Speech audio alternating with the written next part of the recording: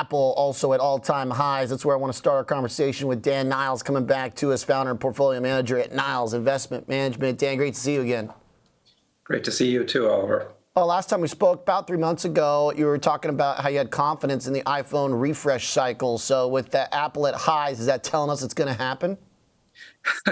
Well, I think right now, everybody wants to own stocks. There's FOMO right now going on in the market. The S&P is up 28% or so, I think, with dividends year to date. And so Apple's sort of caught up in that. I think relative to 3 months ago, the data, if you actually take a look at it, has been somewhat disappointing, where the rollout has been much slower. In other words, you're going to get another update to Apple Intelligence, which is their AI features, in December.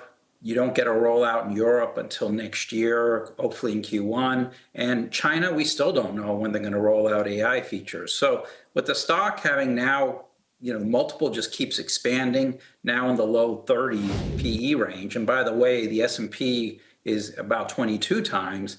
It's looking pretty expensive. And so for me, Apple is not one that I would really be that bullish on right here. It's just going up with the tape. But I think as we get closer to them having to report and guide, you may have an issue. The replacement, Dan, if you're going to have some big tech in, what is it, Dan? What in the MAG suite looks good to you?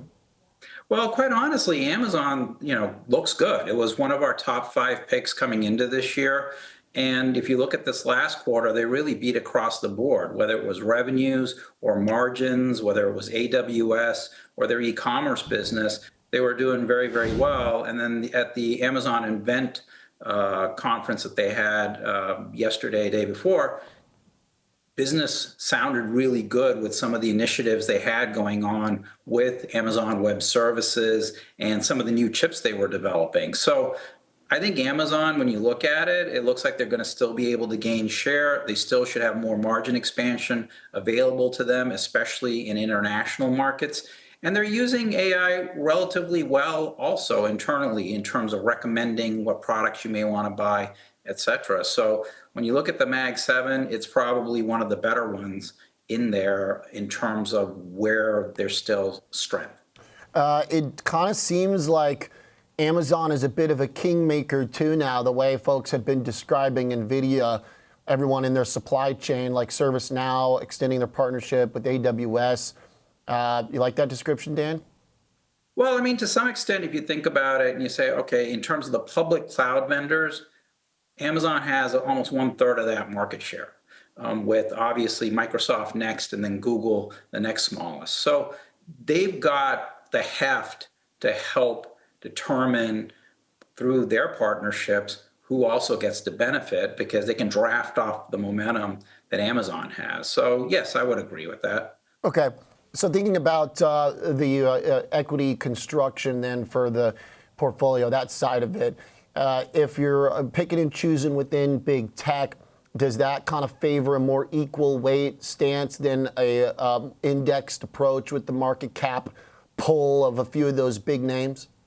Yeah, I think from a broader standpoint, we had an election recently. And obviously, this is Trump 2.0. And the good news is we've had Trump 1.0. And so if you go back to the first time President Trump won the election, from the night before the election through year end, the S&P was up 5%. But if you look at what sectors led it, financials, industrials, energy, that was up 11%.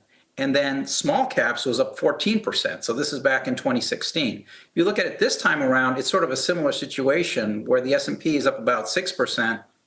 It's actually even broader spread in the sense of financials, industrials, energy up 6% as well. Information technology up 6%.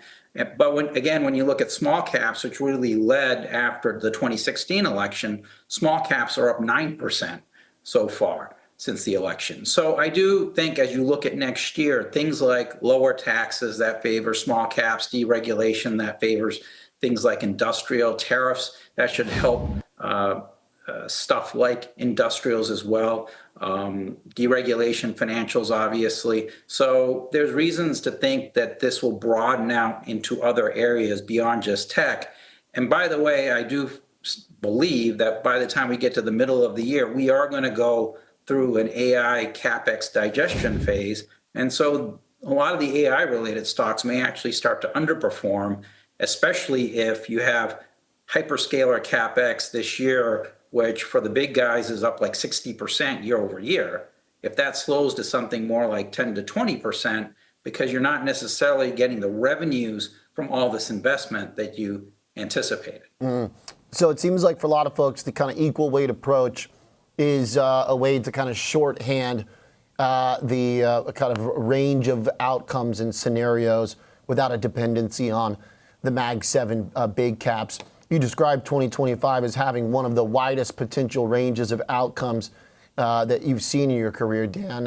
Care to kind of paint the colors of the fringe possibilities of, what could be kind of the best case scenario and what could be some of the worst? Sure. So if you look at some of the things that people are counting on, and now they're looking at it through a glass half full viewpoint, because you are seasonally in the best 3 months of the year, right? November, December, January. So if you think about some of these things, so taxes, tax cuts, deregulation, that should really help GDP. The problem is that also is potentially going to reignite inflation. You look at things like central bank cuts. We'll probably get another cut by the Fed in a couple of weeks. That's great in terms of helping GDP, helping employment. But again, much like in the 1970s, that could reignite inflation. If you think about tariffs, awesome for hopefully driving more manufacturing into the US. So that's good. But tariffs also means that imports coming in will also probably be higher, and that's bad for inflation. And inflation has been, if you think about the last 3 years, that's been the linchpin of stock market performance, right? So if you think about 2022, when the Fed went through the fastest rate hikes in history, the S&P was down 19%. Then they stopped hiking in 2023. The S&P was up 24%. And obviously this year, 2024, they've been cutting because inflation has continued to drop and the market's up very strongly, again, up high 20% range.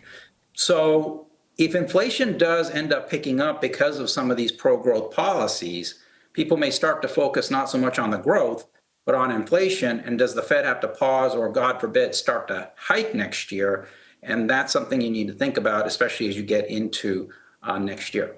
I was thinking maybe that was going to come home to roost in December and we weren't going to get that cut, given the way plateauing inflation data seemed to take kind of the momentum away from some of the disinflation that we got in the latest readings, seeing as how the overall data were surprising. But then today we got that services print we talked about earlier, and bond bulls just came screaming back to the scene. Do you think that was an important print that we missed this morning?